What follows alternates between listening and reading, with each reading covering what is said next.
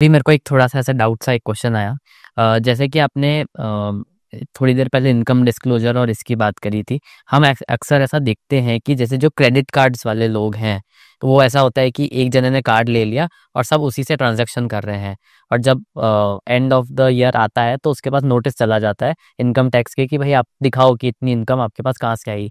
तो इस केस में क्या सिनेरियो बनता है? ये प्रॉब्लम तो अभी बहुत ज़्यादा आ रही है, हाँ। क्योंकि सब लोग को ऑनलाइन शॉपिंग करनी होती है, ऑनलाइन पेमेंट्स करने होते हैं और क्रेडिट कार्ड यूज़ करना होता है, सबके पास होता नहीं है। हाँ। तो वो लोग अपने फ्रेंड से रिक्वेस्ट करते हैं। हम्म। कई बार ऐसा भी होता है कि मैं कोई महंगा फ़ोन या कुछ लेना चाहता हूँ और उसका जो डिस्काउंट है वो किसी पर्टिकुलर कार्ड के ऊपर ज़्यादा मिलता है। राइट। वो मेरे फ्रेंड के पास है तो मैं उससे रिक्वेस्ट कर देता हूँ। प्रॉब्लम इसमें वहां पे आती है कि ये सारी जो आपकी परचेजिंग की इन्फॉर्मेशन है, पेमेंट्स की इन्फॉर्मेशन, ये इनकम टैक्स के पास जा रही है। हाँ। जैसा मैंने बताया था कि सिस्टम रिलेट करता है आपके एक्सपेंडिचर को आपकी इनकम से। हाँ। एक्सपेंडिचर बहुत ज्यादा है और इनकम आपकी उसके कंपैरिजन में कम है, हाँ। या इवन आपने रिटर्न फाइल ही नहीं किया, हाँ। तो आपने ऑलमोस्ट जीरो इनकम डिक्लेयर की है आपने। हाँ, तो राइट। तो उस केस में नोटिस आने के बहुत ज्यादा चांस है। और ऐसे केसेस में उस पैसे को एक्सप्लेन करना बहुत मुश्किल भी होता है। हाँ, नहीं, बट क्योंकि हमने जैसे स्पेंड किया है, और जैसे लेट से हमने 25,000 स्पेंड किए और 25,000 ही वापस हमारे अकाउंट में आ गए हैं, तो वो तो इनकम बराबर हो गई। बिल्कुल हो गई। आपने 25,000 स्पेंड किया और 25,000 का पैसा आपके अकाउंट में किसी फ्रेंड से आ गया, हाँ। तो वो बराबर हो गया। हाँ। लेकिन आपके फ्रेंड ने आपको 25,000 किस बात के दिए? अच्छा। क्या वो ये लिख के देगा कि मैंने फोन खरीदने के लिए इसको पैसे दिए, हाँ। हाँ। हाँ। या वो अपने को बचाने के लिए कुछ लिख के ही नहीं देगा? अगर वो कुछ लिख के नहीं देगा तो गवर्नमेंट मानेगी कि आपके 25,000 आए इस फ्रेंड से, but that is your income. Okay. चाहे उसने आपको कंसल्टेंसी का पैसा दिया, चाहे किसी भी बात का दिया, पर उसने आपको इनकम का पेमेंट किया है। ओके। कई बार आपके फ्रेंड ने आपको कैश दे दिया हाँ। और वो कैश आपने अकाउंट में हाँ। डिपॉजिट करके क्रेडिट कार्ड का बिल दे दिया। हाँ। How would you explain that cash? Whether your friend will confirm कि ये पैसा मैंने दिया था, बहुत मुश्किल है, चांसेस बहुत कम है। क्योंकि अगर उसके पास एक्सप्लेनेशन होता तो वो खुद ही क्रेडिट कार्ड ले लेता। राइट। तो दूसरे की हेल्प करने के चक्कर में आप खुद फंस रहे हो, क्योंकि पैसा भले ही चेक से आ रहा है, लेकिन क्या वो कंफर्म करेगा? क्या जिस दिन मौका पड़ा क्या वो साथ खड़ा रहेगा आपके? क्योंकि उससे तो उसको भी नोटिस आ सकता है। राइट। तो अगर वो वहां पे भी साथ दे रहा है आपका, तो सच्चा दोस्त है। हाँ। राइट। और अगर उस वक्त उसने हाथ खड़े कर दिए कि भाई इसमें तो मैं क्या करूंगा, तो फिर आप फंस गए।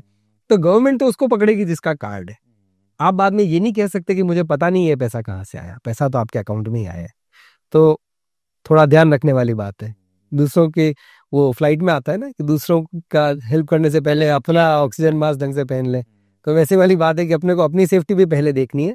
किसी की हेल्प करना अच्छी बात है दोस्त की, लेकिन सोच समझ के करें। हाँ। तो जैसे कि आपने शेयर्स का बताया, तो हमें थोड़ा सा उस पर्सपेक्टिव में आपसे बात करना चाहूँगा। हमने ऐसा सुना है कि जब लॉस होता है तो लोग टैक्स की लॉस हार्वेस्टिंग करते हैं, तो थोड़ा उस बारे में बताइए कि वो कैसे होता है। ये जब शेयर मार्केट थोड़ा डाउनवर्ड ट्रेंड पे होता है ना, हाँ। तो हमेशा ये टैक्स लॉस हार्वेस्टिंग की बात आ जाती है। तो अभी शेयर्स में टैक्स कब लगता है या लॉस कब बुक होता है, प्रॉफिट कब बुक होता है? जब आप एक्चुअली सेल करते हैं। तो मैंने खरीदा एक पर्टिकुलर लेवल पे, उसके बाद में शेयर की वैल्यू उससे कम हो गई, तो मुझे एक्चुअल लॉस नहीं हुआ अभी तक। वो सिर्फ वैल्यूएशन कम हुई है। कई बार प्लानिंग इस तरह से करते हैं कि हम उस शेयर को बेच देते हैं। हाँ। तो मुझे लॉस बुक हो गया। और फिर मैं वापस उसी शेयर को खरीद लेता हूँ। हाँ। तो मेरा पोर्टफोलियो तो वहीं का वहीं रह गया। हाँ। पर मुझे उतने लॉस की बुकिंग हो गई। वो लॉस में बाकी जो कैपिटल गेन हो रहा है उससे एडजस्ट कर पाऊंगा। और अगर नहीं भी एडजस्ट हुआ तो इनकम टैक्स में प्रोविजन है कि आप उस लॉस को कैरी फॉरवर्ड कर सकते हैं। और आगे के सालों में जब आपको कभी गेन होगा, एक टाइम लिमिट है उसकी, अगर आगे के सालों में उस टाइम लिमिट के अंदर आपको कभी गेन हुआ तो आप उस लॉस को सेट ऑफ कर सकते हैं। तो वैल्यूएशन कम है, हम उस शेयर्स को बेच देते हैं और एक लॉस खड़ा कर, which is you don't want to sell that shares, but you sell it simply because you can book a loss.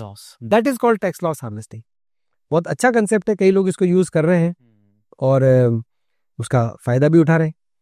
एक और कंसेप्ट होता है टैक्स गेन हार्वेस्टिंग का। अच्छा, इसमें क्या होता है? वो अभी इतना कई लोग उसके बारे में सोचते नहीं, क्योंकि मोस्टली ये उन्हीं के काम आता है जो इन्वेस्टर्स हैं। अच्छा। जो लोग रेगुलर ट्रेडिंग कर रहे हैं उनको शायद ये काम नहीं आएगा, पर कुछ लोग ऐसे होते हैं ना जो शेयर मार्केट में, म्यूचुअल फंड में अच्छे इन्वेस्टमेंट करना चाहते हैं और उसको लॉन्ग टर्म होल्ड करना चाहते हैं। तो उनके पोर्टफोलियो की वैल्यू हर साल बढ़ रही है। एक दिन में नहीं बढ़ती। अभी एक एग्जाम्पल अपन ले अगर, तो मैंने अगर 1 लाख रुपए में कुछ शेयर्स आज खरीदे, लेकिन मैं उनको 10 साल तक होल्ड करता हूँ, and assuming that I get a reasonable rate of return और अच्छा मेरी कंपनी करती है, सो मैं उसको 10 साल बाद 10 लाख रुपए में बेच पाऊंगा, तो मुझे 9 लाख का गेन होगा, एंड आई हैव टू पे टैक्स ऑन दैट 9 lakhs, जो आज की डेट में 12.5% की रेट है, उस पर मुझे टैक्स देना पड़ेगा। लेकिन गवर्नमेंट ने एक स्पेशल प्रोविजन मुझे दे रखा है कि हर साल जो लॉन्ग टर्म कैपिटल गेन होगा शेयर्स में, that will be exempt till a particular limit, right now it is 1,25,000। सो अगर मैं हर साल 1,25,000 का गेन मुझे होगा तो मेरे को टैक्स नहीं लगेगा उसके ऊपर। तो क्या मैं ये कर सकता हूं कि मैं हर साल 1-1 लाख रुपए का गेन बुक करता चलूं, यानी कि जो मेरा शेयर आज 1 लाख का है, अगले साल 2 लाख का हो गया लगभग, तो मैं 2 लाख में बेच के वापस वही शेयर खरीद लेता हूँ, 1 साल बढ़ा के, मतलब 1 साल और 1 दिन समझना, तो मैं 1 लाख का गेन बुक कर लूंगा, उसमें मुझे कोई टैक्स नहीं लगेगा, मेरा पोर्टफोलियो वहीं का वहीं है।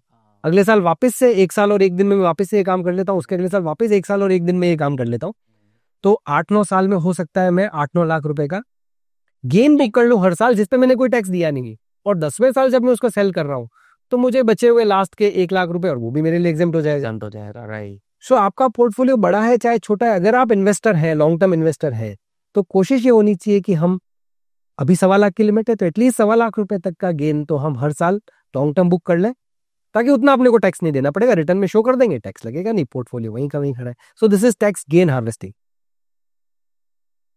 सो लाइक ये वाला जो आपने टैक्स गेन वाला बताया, so like why people don't use this? Normally they don't use it because one, they are not aware, Okay. and second because they don't think about it, because what they are thinking is कि मैं तो long term investor हूँ, मुझे अभी बेचना ही नहीं है। नहीं, हाँ। जो रेगुलर इस चीज से जुड़ा हुआ रहता है ना, वो इस बारे में बहुत सोचता है कि मैं टैक्स कैसे बचाऊं, हाँ, है ना। पर जो ऐसे लोग जो शेयर की रेट ही नहीं देखते हैं, हाँ, अच्छा शेयर ले लिया, और ऐसे कई लोग होते हैं, राइट, एक शेयर लेके रख दिया, मैं तो इसको 5-6 साल बाद 10 साल बाद ही बेचूंगा, या साल में एक बार ही मेरा पोर्टफोलियो चेक करूंगा, ऐसे भी लोग होते हैं। हाँ, हाँ। वो इस बारे में सोचते ही नहीं है। ओके। और जब सोचते ही नहीं है तो उनको टैक्स की प्लानिंग, तो आप हर साल अगर इतना बुक कर ले तो आपको कंपैरेटिवली कम, हाँ, क्योंकि क्यूमुलेट हो रहा है, हर साल 5-6 साल तक मिल रहा है ना, हाँ, तो 7-8 लाख रुपए हो गए। अगर आपके घर में 2-3 इन्वेस्टर हैं तो और भी बड़ा अमाउंट हो गया। अगर मैं, मेरे घर में 3-4 असेसी हैं, अगर मैं सभी के लिए ऐसा करूंगा तो हो सकता है एक साल में 3-4 लाख रुपए का गेन बुक कर लूंगा, जिसपे मुझे टैक्स नहीं देना पड़ेगा। So that is a matter of planning. Okay. And this is a legal way. हाँ, राइट। तो जैसा कि हम देखते हैं कि हमको कहा जाता है कि अगर आप स्मॉल बिजनेस हो या इंडिविजुअल हो तो आप खुद ही अपना रिटर्न फाइल कर सकते हो, तो आपके अकॉर्डिंग बीइंग अ सीए, हमको सीए की जरूरत क्यों पड़ती है? मेरे ख्याल से आपका क्वेश्चन ये है कि हमको रिटर्न और टैक्स वैक्स की एडवाइस सीए से लेनी चाहिए या खुद ही ये काम करना चाहिए। थोड़ा इनडायरेक्ट। तो मैं थोड़ा बायस्ड हूँ इस बारे में। I am an interested party. अगर हम नाई से पूछेंगे कि बाल कटाने चाहिए क्या, तो वो तो यही बोलेगा कि बिल्कुल कटाने चाहिए, अच्छे नहीं लग रहे ये बाल। तो सही बात है। तो but having said that, I would give a lot of credit to the Indian government. उन्होंने इनकम टैक्स पोर्टल को बहुत यूजर फ्रेंडली किया है पिछले कुछ सालों में। बहुत अच्छे सॉफ्टवेयर डेवलप किए हैं, जो यूटिलिटीज होती हैं हम इनकम टैक्स की साइट से फ्री डाउनलोड कर सकते हैं, जो आपकी रिटर्न फाइलिंग में हेल्प करती है। इवन आप इनकम टैक्स की साइट पर लॉग इन करके और आप खुद अपना इनकम टैक्स फॉर्म भर सकते हैं। उसमें काफी सारा डेटा तो ऑटो पॉपुलेट हो जाता है। आप उसको वेरीफाई कर, आप जैसे पैन नंबर डालोगे सब काफी चीजें उसके अंदर आ जाती है। तो जहां पे आपकी इनकम और आपके अफेयर्स सिंपल है, सैलरी या इस तरह की चीजें हैं, वहां पे सही है कि आदमी खुद भी फाइल कर सकता है।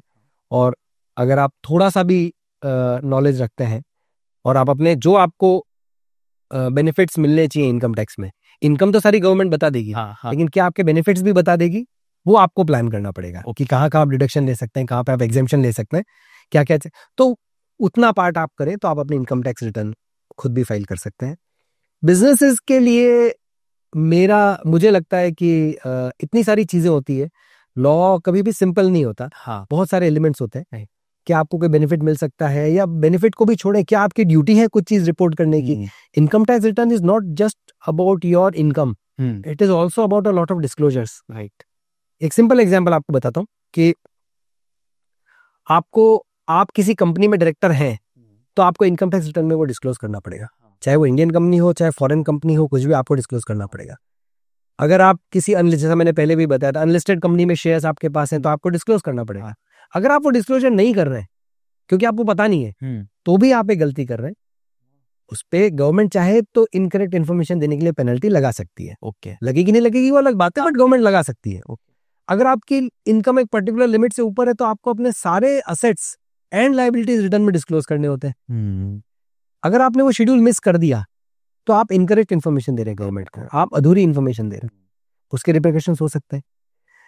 इसी तरह से एक बहुत इंपॉर्टेंट चीज ये है कि जो भी कोई रेजिडेंट है इंडिया का, उनको अपने रिटर्न में अपने सारे फॉरेन असेट्स डिस्क्लोज करना जरूरी है, चाहे उनसे इनकम हो रही है चाहे उनसे इनकम नहीं हो रही। ओके।